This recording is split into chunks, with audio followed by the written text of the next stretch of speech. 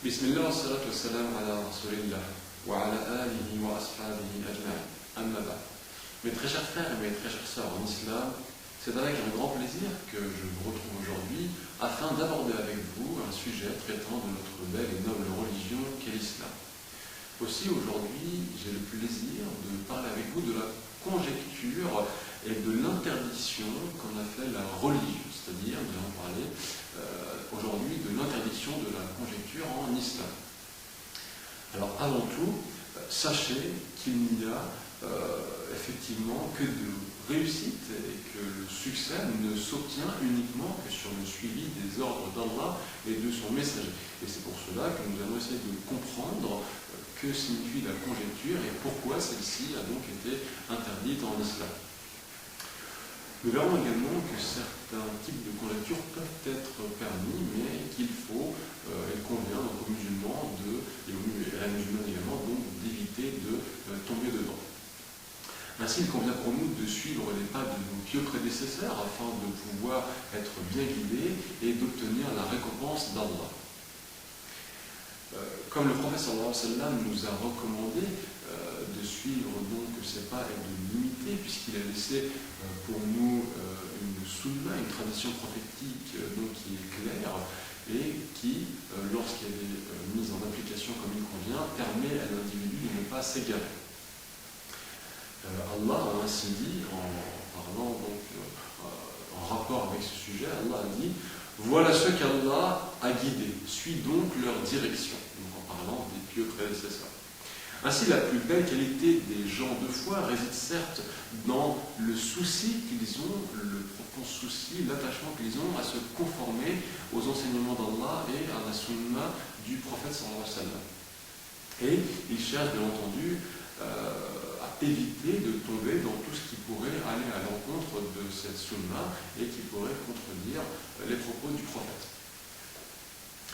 Ainsi, tout ce qui pourrait nuire aux croyants, que ce soit à travers des actes, au travers des paroles, des méfaits de la langue, eh bien, le musulman va tenter d'améliorer sans cesse sa condition pour éviter de tomber dans ces pièges qui lui sont tendus par les diables.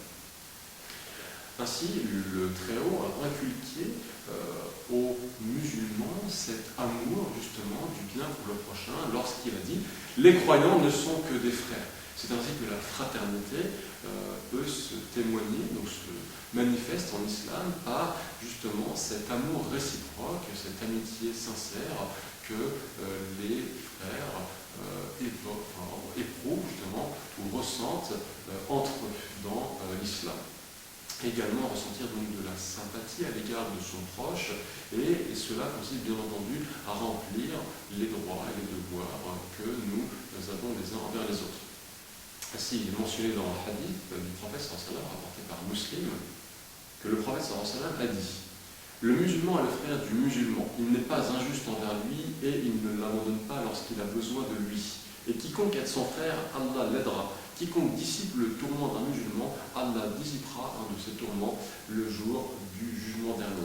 Et quiconque cache un défaut des musulmans, alors Allah donc cachera ses défauts le jour du jugement dernier. La fraternité en islam signifie également éviter de nuire à son frère, car le véritable musulman est celui qui complète sa foi en évitant justement de se causer du tort à lui-même, mais également de causer du tort aux autres. Et c'est pour ça qu'il a été mentionné dans un hadith rapporté par Al-Bukhari cette fois-ci, que le prophète sallallahu alayhi wa sallam a dit: le véritable musulman est celui qui ne nuit pas aux musulmans ni avec sa langue ni avec sa main. Et le véritable émigré, celui qui fait l'émigration, est celui qui a fui les interdits d'Allah. Ainsi, le messager d'Allah sallallahu alayhi wa sallam a dit: le véritable, quiconque croit en Allah et au jour du jugement dernier, eh bien qu'il dise du bien ou qu'il se taise. Ce hadith a bien entendu établi des bases véritables sur lesquelles une société peut fonder justement, peut justement prospérer. Et un des savants disait donc à l'époque: lorsqu'un homme justement parle, il doit dire du bien et qu'il prenne l'habitude de ne prononcer que de belles paroles. Le Coran a également expliqué que la bonne parole fait partie des réalités de l'engagement qui fut pris avec les fils d'Israël à l'époque. Et c'est pour cela qu'Allah décrit donc cette situation entre les fils d'Israël et Moussa dans le Coran, dans la sourate numéro 2, le verset 84.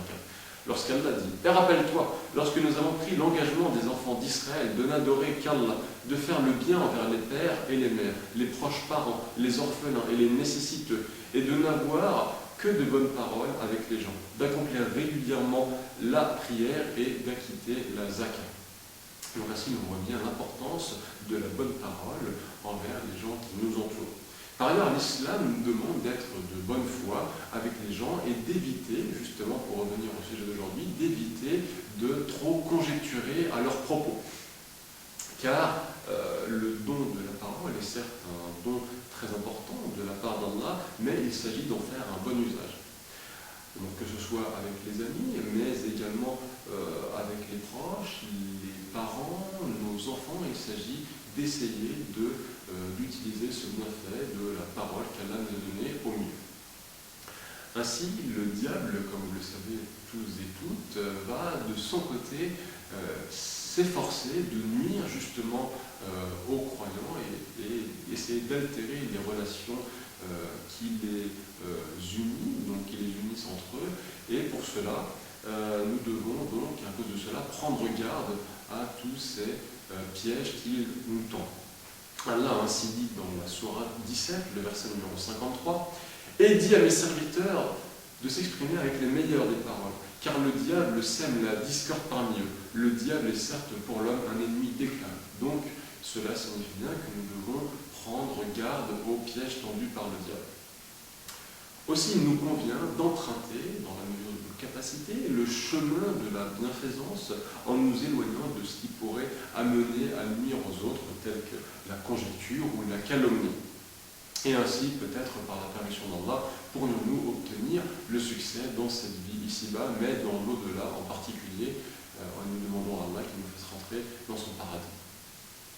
Ainsi, Allah le Très-Haut a dit dans la sourate Al-Ahzab, dans le verset numéro 58, « Et ceux qui offensent les croyants et les croyantes sans qu'ils ne l'aient mérité se chargent certes d'une calomnie et d'un péché évident. » Aussi, nous demandons à Allah qu'il nous préserve des méfaits de la calomnie et du mensonge. Donc en principe, pour revenir plus en particulier, plus en détail à la conjecture, eh bien, le musulman fait tout ce qu'il peut pour s'éloigner de ce défaut. En effet, il n'est pas permis à une personne de porter un jugement sur une autre si ce n'est après avoir eu connaissance d'une preuve manifeste à son égard. Il n'est pas permis non plus de se fier aux accusations gratuites et mensongères que certains pourraient donc proférer à son encontre. Il faut donc prendre nos informations de sources sûres, vérifiées et vérifiables, comme nous l'a ordonné Allah le Tout-Puissant lorsqu'il a dit dans la sourate Les Appartements, le verset numéro 6, « Ô vous qui avez cru, si un pervers vous apporte une nouvelle, ou bien à vous avec une nouvelle, voyez bien clair, de crainte que par inadvertance vous ne portiez atteinte à des gens et que vous ne regrettiez par la suite ce que vous avez fait. » Et Allah dit également dans la sourate Al-Hujurat, donc le verset 12, dans la même sourate, « Ô vous qui avez cru, évitez de trop conjecturer sur autrui, car une partie de la conjecture est certes péché. » Et donc le fait de s'adonner à porter des jugements hâtifs justement vis-à-vis des autres, eh bien, lorsqu'un individu s'adonne à ceci sans aucune preuve, sans aucun argument solide, manifeste, eh bien, il se sera certes écarté du chemin de droiture, il sera donc écarté du chemin qui a été tracé par Allah et par son messager. Et en cela, on retrouve bien entendu une certaine forme d'injustice qui aurait été commise donc à l'égard de celui à propos duquel on aura conjecturé. Or, Allah, dans le Coran, nous a certes dit, dans la sourate Les Bestiaux, le verset 152, « Et quand vous parlez, soyez équitables. » Et il a dit également dans la sourate Al-Maïda, le verset numéro 8, « Et que la haine pour un peuple ne vous incite pas à être injuste. Pratiquez l'équité. Cela est plus proche de la piété. » En effet, il fait certes partie de l'équité le fait donc de mentionner justement les bonnes qualités de celui à propos desquels l'on souhaite porter un jugement de valeur et de ne pas également chercher à amplifier ses erreurs. Et également donc tout ce qu'il aurait pu commettre comme péché.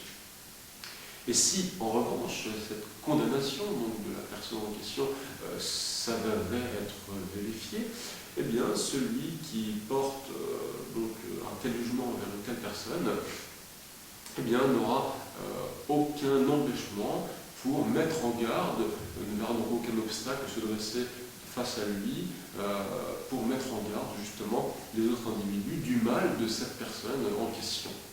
Mais il convient tout de même de le faire d'une manière appropriée afin de ne pas dépasser les limites de ce qui est juste et convenable. Ainsi, Al-Bahabi, qu'Allah lui fasse miséricorde, a dit à propos donc, de cette parole, de cette idée, a dit, et si nous diffamions, si nous en venions à diffamer et accusions d'hérésie toute personne qui se trompe dans son effort d'interprétation, donc dans l'ijtihad, se trompe en ayant donc une foi correcte et en ayant l'intention de suivre la vérité, eh bien peu de savants parmi les imams qui sont avec nous auraient alors été épargnés. Aussi, nous demandons à Allah, pour conclure cette session d'aujourd'hui, qu'il nous permette d'éviter de trop tomber dans la conjecture, puisqu'une partie de celle-ci est certes péché. Nous demandons à Allah qu'il nous affermisse dans nos paroles et qu'il nous permette justement d'être équitable dans ce que nous affirmons. Et finalement, nous demanderons pour conclure cette session à Allah qu'il fasse descendre sur notre prophète, Mohammed sallallahu alayhi wa sallam, sa bénédiction et ses prières, ainsi que sur sa famille, ses proches, ses compagnons et sur tous ceux qui les ont suivis dans le bien jusqu'au jour du jugement dernier.